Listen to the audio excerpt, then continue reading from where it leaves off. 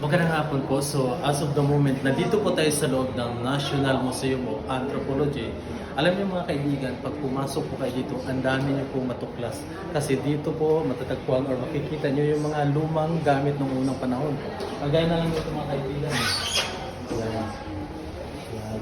Yung mga lumang gamit at saka yung mga ibang gamit na kung saan yung isa rin sa mga source na ginagamit nila para panghanap buhay ng unang panahon. So, ang daming matutuklasan dito. Alam niyo po ba mga kaibigan na ang National Museum of Anthropology ay itinayo po noong 1916-1918 mula from Neoclassical Design.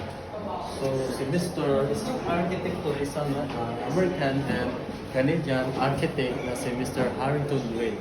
So bago po siya tawagin mga kaibigan na National Museum o Pambansang Museum ng Pilipinas ay nagsilbing tahanan din siya mga kaibigan ng Department of Finance.